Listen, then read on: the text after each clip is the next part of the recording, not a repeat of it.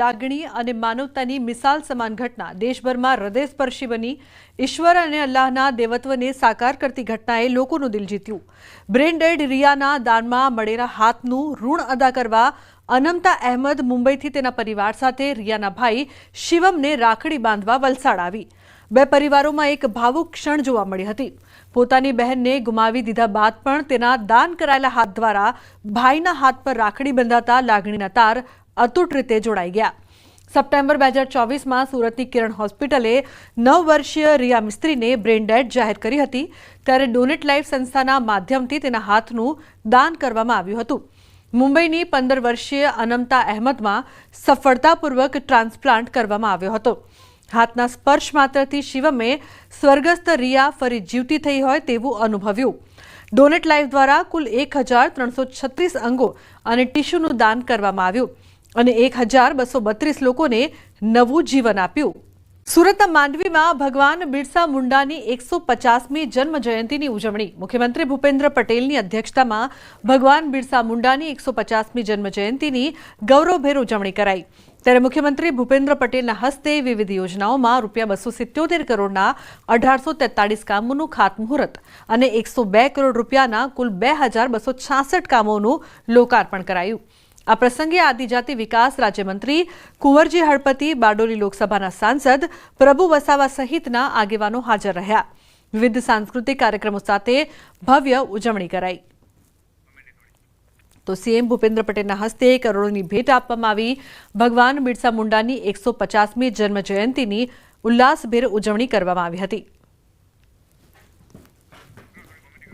તો કરોડોના વિકાસ કાર્યોના ખાતમુહૂર્ત અને લોકાર્પણ પણ કરવામાં આવ્યા। સાથે રક્ષાબંધનની ઉજવણી સીએમ ભૂપેન્દ્ર પટેલના હસ્તે કરોડોની ભેટ આપવામાં આવી છે। વિકાસ કાર્યો છે તે કરવામાં આવશે। ભગવાન બિરસા મુંડાની આજે 150મી જન્મ જયંતિ છે, તેને લઈને ખાસ કાર્યક્રમ પણ રાખવામાં આવ્યો હતો અને ભવ્ય ઉજવણી પણ કરવામાં આવી હતી, જેમાં અનેક વિકાસ કાર્યો છે તેની ભેટ પણ આપવામાં આવી છે। કરોડોના વિકાસ કાર્યોના ખાતમુહૂર્ત અને લોકાર્પણમાં મુખ્યમંત્રી હાજર રહ્યા।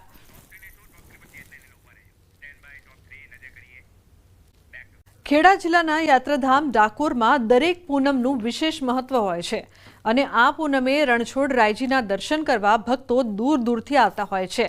આજે શનિવારે શ્રાવણી પૂનમે ભક્તોનો ભારે ધસારો જોવા મળી રહ્યો છે। ભક્તોનો સવારથી જ ઘોડાપુર ઉમટ્યું છે, જેના પગલે મંદિરમાં ભગવાનનો જયઘોષ થતા વાતાવરણ ભક્તિમય બની ગયું છે। વહેલી સવારે મંગળા આરતી બાદ દર્શનાર્થીઓ સહિત શ્રદ્ધાળુઓનો આજે વધારે ધસારો જોવા મળ્યો છે। આ તરફ ડાકોર મંદિરમાં રક્ષાબંધનના પર્વની ધામધૂમપૂર્વક ઉજવણી થઈ। ભગવાનને પણ રાખડી બાંધી, જેમાં સવારે 5:15 વાગે મંગળા આરતી કરવામાં આવી હતી, જે બાદ રાજા રણછોડને રક્ષા મુહૂર્તમાં 9:20 વાગે રાખડી બાંધવામાં આવી।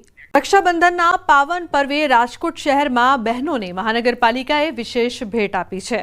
શહેરની બહેનો સિટી બસ અને બીઆરટીએસ બસમાં નિઃશુલ્ક મુસાફરી કરી શકશે।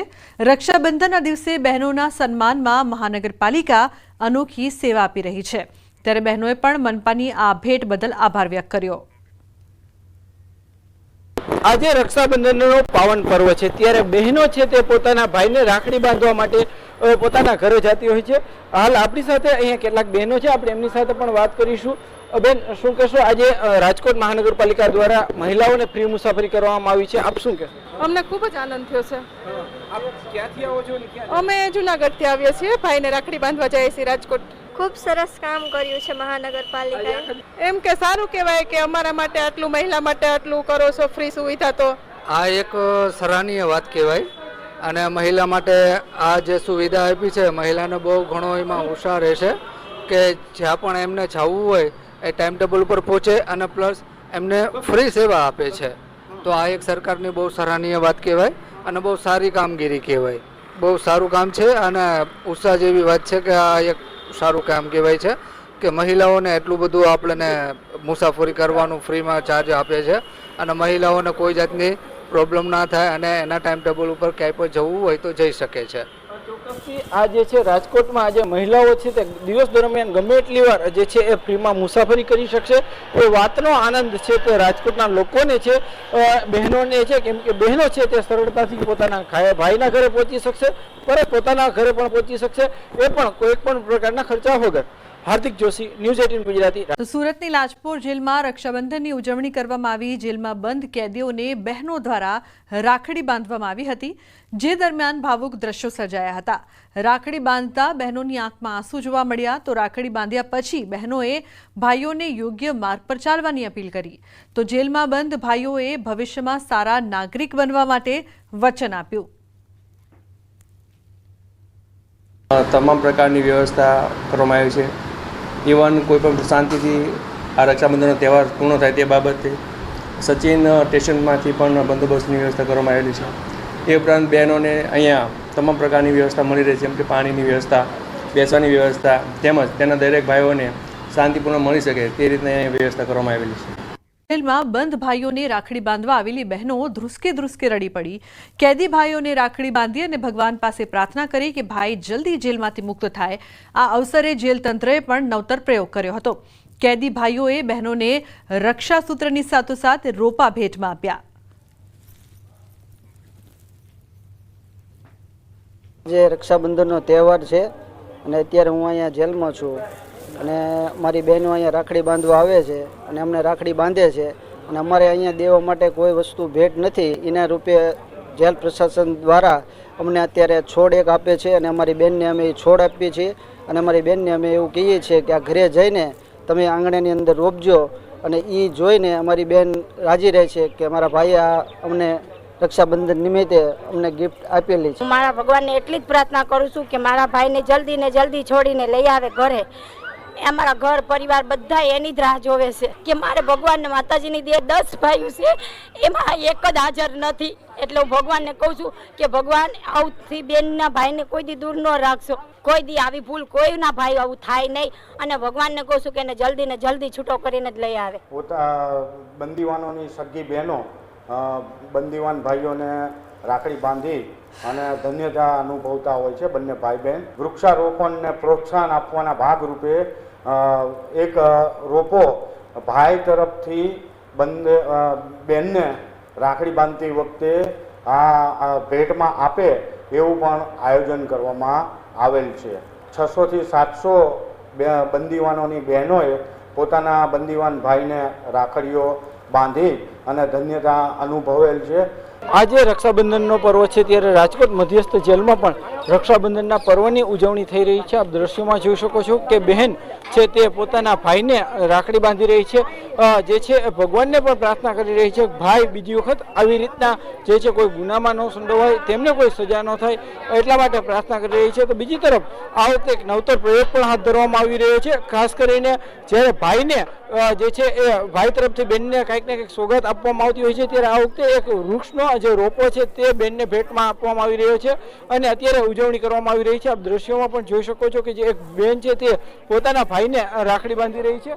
અત્યારે જે રીતના રક્ષાબંધનના પર્વની જે ઉજવણી છે તે રાજકોટ મધ્યસ્થ જેલમાં થઈ રહી છે। બહેનો છે તે રાખડી બાંધી રહ્યા છે અને અહીં કેટલીક જગ્યાએ ભાવુક દ્રશ્યો પણ જોવા મળી રહ્યા છે। હાર્દિક જોશી, ન્યૂઝ 18 ગુજરાતી, રાજકોટ। રાજ્યમંત્રી હર્ષ સંઘવીના અધ્યક્ષ સ્થાને નવસારીના વાંસદા ખાતે ભગવાન બિરસા મુંડાની 150મી જન્મ જયંતિની ઉજવણી કરાઈ, જેમાં હર્ષ સંઘવીના હસ્તે આદિજાતિના 10 લાભાર્થીઓને 9.86 લાખની વિવિધ સહાય અપાઈ। 12 નાગરિકોને પ્રશસ્તિપત્ર આપી સન્માનિત કરાયા હતા। હર્ષ સંઘવીએ રક્ષાબંધનના પવિત્ર દિને આદિજાતિ બહેનોને અનુરોધ કર્યો હતો કે સમાજમાં બનતા ગુના, શોષણ કે કોઈ કુપ્રથાઓને નાથવા જાગૃત નારી તરીકે ગુજરાત પોલીસનો સાથ આપો, જેથી ગુનાખોરી અટકાવી શકાય। હર્ષ સંઘવીને સ્થાનિક આદિજાતિ બહેનોએ રાખડી બાંધી રક્ષાબંધનની ઉજવણી કરી હતી। બાળકોના ભણતરથી લઈને બાળકીઓના લગ્ન સુધી અને એ જ દીકરીઓના લગ્ન પછી એમના સપના સાકાર થઈ શકે, પરિવારને ઘર માટે, એમની સારવાર માટે આ તમામ પ્રકારની જે સરકારની યોજનાઓ છે એ યોજનાના અનેક લાભાર્થીઓને આજે આ કાર્યક્રમમાં લાભ બી આપવામાં આવ્યો છે। ચાંદખેડા વિસ્તારમાં સંગઠન સર્જન અભિયાન બેઠક દરમિયાન આ ગંભીર ઘટના બની। મહિલા કોર્પોરેટર રાજશ્રી કેસરીએ પોતાના પિતા સાથે મળી વોર્ડ પ્રમુખ અમિત પટેલને લાફો ઝીક્યાનો આક્ષેપ છે। અગાઉ પણ એક મહિલા કોંગ્રેસ પ્રમુખના મારપીટના કેસ સામે આવ્યા હતા અને હવે ફરી એકવાર મહિલા કોર્પોરેટર વિવાદમાં છે। આ મામલે વોર્ડ પ્રમુખ અમિત પટેલે ન્યૂઝ 18 સાથે ખાસ વાતચીત કરી હતી.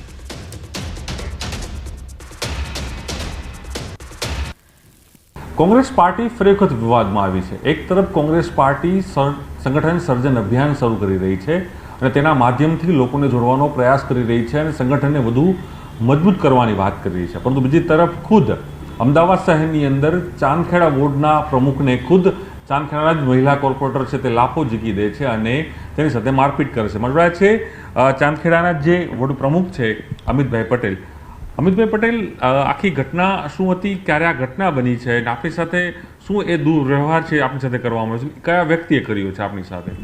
એ આઈન સીધો અટેક કરે છે કે તારે કાંઈ બોલવાનું નહીં, તું પ્રમુખ નથી હાલ, તું બેસી જા, આવી રીતે બોલીને સીધું મારપીટ ઉપર આવી ગયા. પછી જે મહિલા કોર્પોરેટર છે એ બી આઈન સીધી મારઝૂટ ઉપર આવી ગયા. હવે એ દરમિયાન પ્રભારી અમારા સારા હતા, બધાએ રોક્યા, બધું કર્યું, પ્લસ મેં પોલીસ બોલાવી હતી.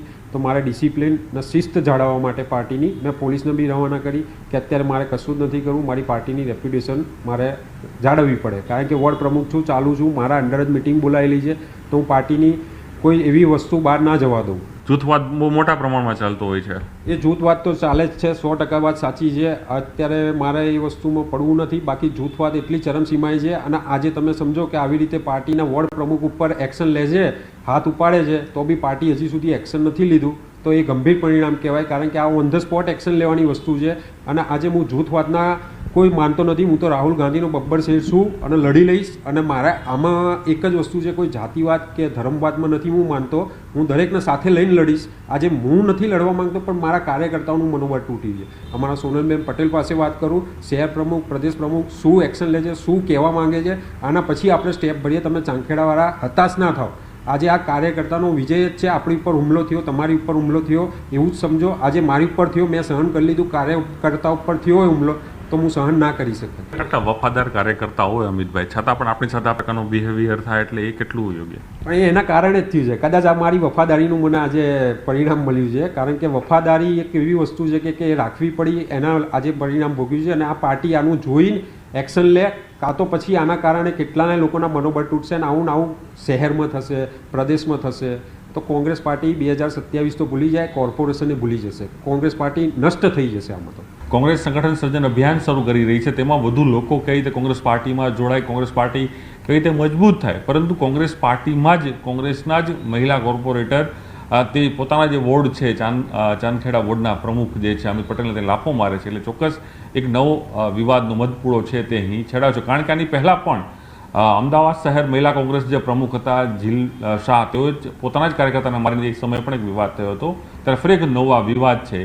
15 ઓગસ્ટ બાદ ફરી ચોમાસું સક્રિય થશે. હવામાન નિષ્ણાંત અંબાલાલ પટેલની આગાહી. અરબ સાગરમાં સાયક્લોનિક સર્ક્યુલેશનની શક્યતા, તો બંગાળ ઉપસાગરમાં ફરી વરસાદી સિસ્ટમ સક્રિય થશે. 18 ઓગસ્ટથી 22 ઓગસ્ટ સુધીમાં ભારે વરસાદ થઈ શકે છે. દક્ષિણ સૌરાષ્ટ્રના ભાગોમાં વરસાદ પડી શકે છે, જેથી સરદાર સરોવર ડેમમાં પાણીની આવક વધશે. નર્મદા બે કાંઠે થવાની શક્યતા રહેશે. તારીખ 15મી ઓગસ્ટથી વરસાદી સિસ્ટમો સક્રિય થશે. સાયક્લોનિક સર્ક્યુલેશન અરબ સાગરમાં થવાની શક્યતા રહે છે. બંગાળ ઉપસાગરમાં પણ તારીખ 17 ઓગસ્ટથી મજબૂત સિસ્ટમ બનશે. એટલે અરબ સાગરની સિસ્ટમના કારણે તારીખ 19, 20, 21, 22માં દક્ષિણ સૌરાષ્ટ્રના ભાગોમાં ભારેથી અતિભારે વરસાદ થવાની શક્યતા રહે છે. આ ઉપરાંત 17 ઓગસ્ટવાળી સિસ્ટમ લગભગ 19, 20માં મધ્યપ્રદેશ અને ગુજરાતના ભાગોમાં આવતા ગુજરાતના કેટલાક ભાગમાં ભારેથી અતિભારે વરસાદ થવાની શક્યતા રહે છે. સરદાર સરોવર ડેમની પાણીની સપાટી વધવાની શક્યતા રહે છે. અને આ વરસાદના કારણે કેટલીક નદીઓમાં પૂરની સ્થિતિ પણ રહેવાની શક્યતા રહે છે. મહીસાગર, વડોદરા, ગાંધીનગરમાં પડશે ભારે વરસાદ. ભરૂચ, જંબુસર, નવસારી, સુરતમાં ભારે વરસાદ પડશે. તાપી નદીનું જળસ્તર વધવાની શક્યતા રહેશે. દક્ષિણ ગુજરાતમાં ભારે વરસાદની શક્યતા. સાબરકાંઠા, પંચમહાલ, કચ્છમાં ભારે વરસાદની સંભાવના. નવસારી, સુરતના ભાગો, આવડના વલસાડના ભાગો, આ ભાગોમાં ભારે વરસાદ થવાની શક્યતા રહેશે. કેટલાક ભાગમાં ભારેથી અતિભારે વરસાદ થવાની શક્યતા રહેશે. તાપી નદીનું જળસ્તર પણ વધવાની શક્યતા રહેશે. આ ઉપરાંત ઉત્તર ગુજરાતના ભાગો, પાટણ, સમીહારી અને મહેસાણા ભાગોમાં વરસાદ થવાની શક્યતા છે. કચ્છના ભાગોમાં ભારે વરસાદ થવાની શક્યતા રહેશે. રાજકોટ અને ઉત્તર સૌરાષ્ટ્રના ભાગોમાં કેટલાક ભાગોમાં ભારે વરસાદ થવાની શક્યતા રહેશે. 17 ઓગસ્ટ પછીનું વરસાદી પાણી સારું રહેશે. આ વરસાદી પાણી કૃષિ પાક માટે સારું ગણાશે. 30 ઓગસ્ટ પછી વરસાદી પાણી સારું ગણાતું નથી. પરંતુ તારીખ 17 ઓગસ્ટ પછીનું વરસાદી પાણી કૃષિ કાર્યો માટે સારું ગણાશે. 30મી ઓગસ્ટ પછીનું વરસાદી પાણી કૃષિ પાકો માટે સારું ગણાતું નથી. એટલે ખેડૂત ભાઈઓ કૃષિ કાર્યો ખરાબ તય કરવા સારા નહીં. એટલે હવે જે વરસાદની સ્થિતિ છે એ 13-14માંથી MGO ફેઝ 2માં આવતા રાજ્યના ભાગોમાં વરસાદી સિસ્ટમો સક્રિય. સિંદૂર અંગે એર ચીફ માર્શલનું મોટું નિવેદન. ભારતીય વાયુસેનાના પરાક્રમ અંગે બોલ્યા. ઓપરેશન સિંદૂરમાં પાકિસ્તાન સેનાને ઘણું નુકસાન થયું છે. પાકિસ્તાનના 5 જેટ અને 1 એરક્રાફ્ટ નષ્ટ થયા. ભારતની એર ડિફેન્સ સિસ્ટમે કમાલ કર્યો છે. બેંગાલુરુમાં એર ચીફ માર્શલ AP સિંહે આ વાત કરી છે. તેમણે કહ્યું કે અમે પાકિસ્તાનના આતંકી અડ્ડાઓને નષ્ટ કર્યા છે, જેમાં જેકોબાબાદમાં પાર્ક કરેલા કેટલાક F-16 અને ભોલારીમાં એક AQNC નષ્ટ કરાયા હતા અને પાકિસ્તાનનું કોઈ વિમાન બોર્ડર સુધી નથી આવ્યું તેવું પણ તેમણે ઉમેર્યું છે.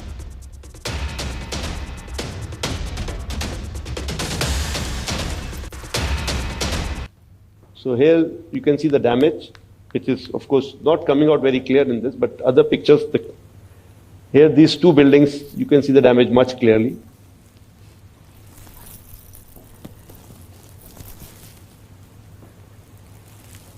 Again, another big set of buildings, and you see the damage that is coming out.